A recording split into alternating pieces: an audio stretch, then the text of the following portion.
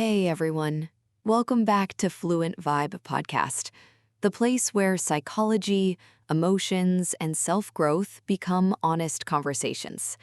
I'm Riya, and tonight's episode is for every person who understands English perfectly inside their mind, but suddenly freezes while speaking. Hey everyone, Ethan here.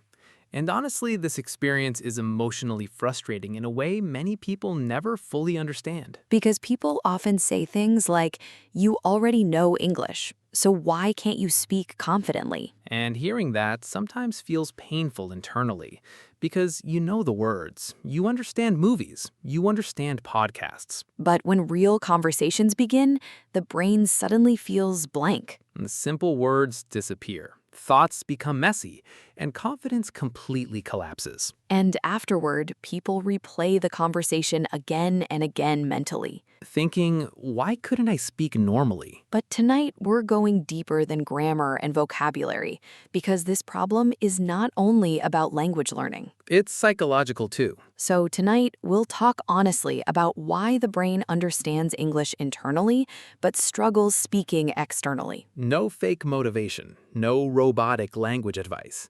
Real emotions, real psychology, real struggles. So relax. Deep, slow breath. Put your headphones on, take one slow breath with us, and let's begin together. First, let's understand something important psychologically.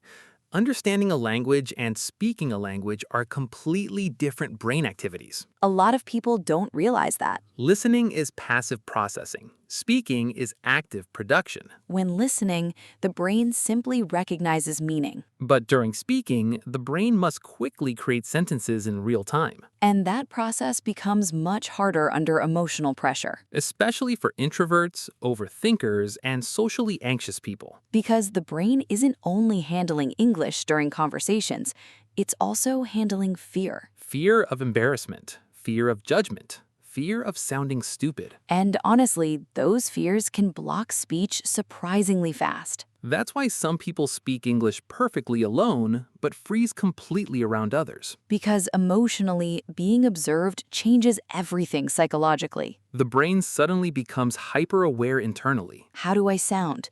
Was that grammar correct?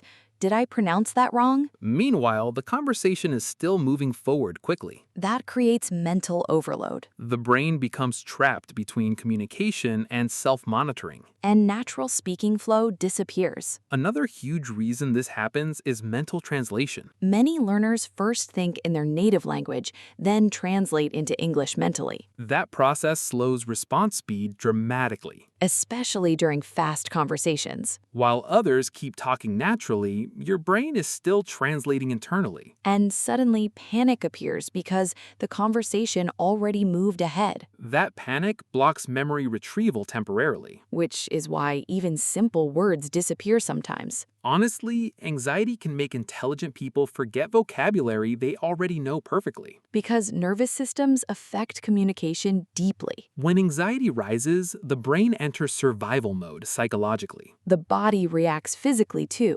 Fast heartbeat, dry throat, shaky hands, sweaty hands. And socially anxious people become extremely aware of those symptoms internally. Then they panic about sounding nervous, which creates even more anxiety. It becomes a cycle. Fear creates pressure. Pressure affects speaking. Speaking difficulties create more fear. Another hidden reason people understand English but struggle speaking is perfectionism. Honestly, perfectionism destroys confidence faster than mistakes do. Many learners secretly believe they must sound perfect before speaking confidently. Perfect grammar, perfect pronunciation, perfect fluency. But real conversations are naturally imperfect.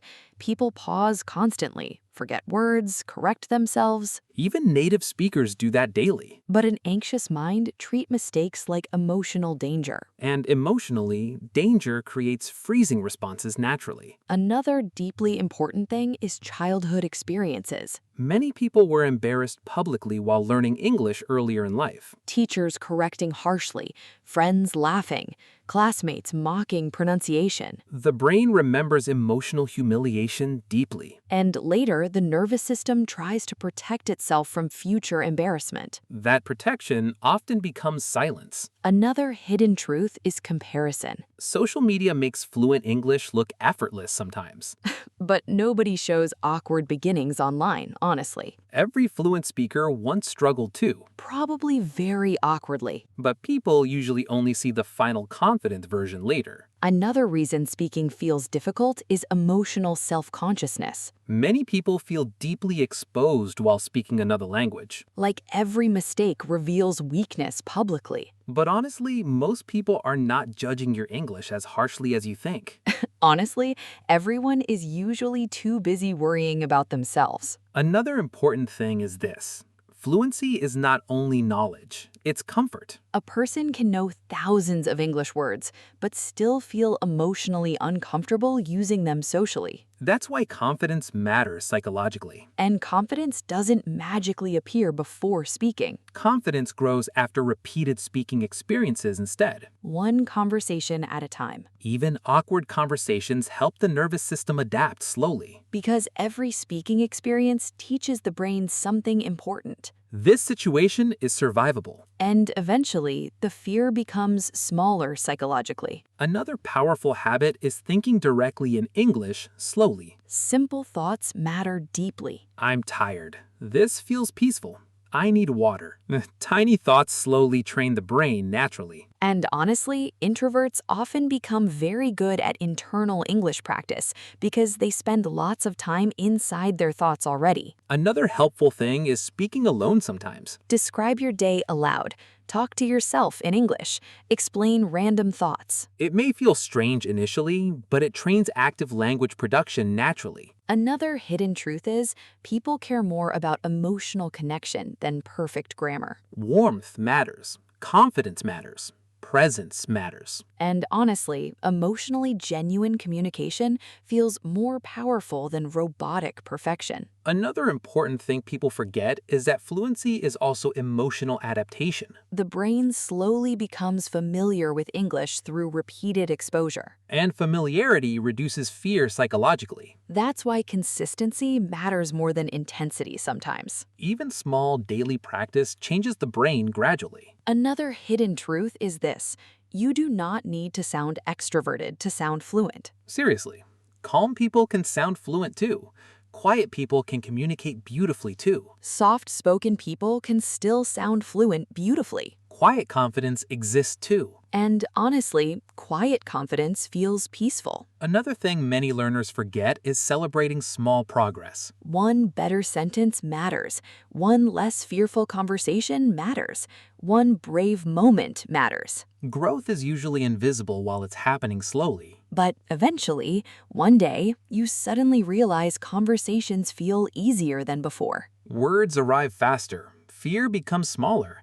The mind relaxes more naturally. And maybe the most beautiful part is this: you won't even notice the exact moment confidence begins growing. Because healing often happens quietly. Slowly, gently, one experience at a time. Another important truth is this: you are allowed to learn slowly. Modern internet culture pressures people to improve instantly. But real growth rarely happens instantly psychologically. The brain learns through repetition, familiarity, and emotional safety. Not self-hatred. And honestly, many learners are far too cruel towards themselves internally. They speak to themselves in ways they would never speak to another human being. That inner criticism creates emotional tension constantly. But self-compassion improves learning far more than shame does. Because emotionally safe minds learn better. And maybe tonight, someone listening needs permission to stop hating themselves for struggling. Struggling does not make you incapable. It makes you human. Another beautiful thing about language learning is this: every language slowly gives people another version of themselves emotionally. At first, that version feels unfamiliar and awkward. Like wearing clothes that don't feel comfortably yet. But over time, the language slowly becomes emotionally natural. The brain adapts, the fear softens, the voice relaxes. And eventually, English stops feeling like performance.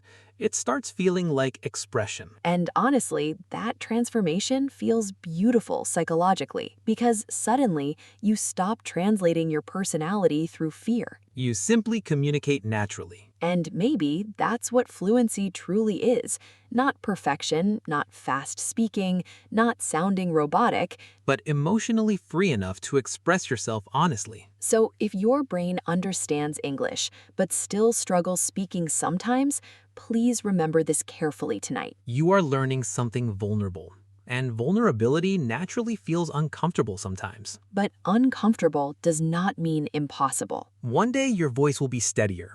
One day conversations will stop feeling terrifying. One day your thoughts will flow more naturally without panic interrupting them constantly. And honestly, that future version of you already exists, slowly forming inside the present version of you. Growing quietly, learning quietly, healing quietly. One brave conversation at a time. Thank you for spending this peaceful night with us.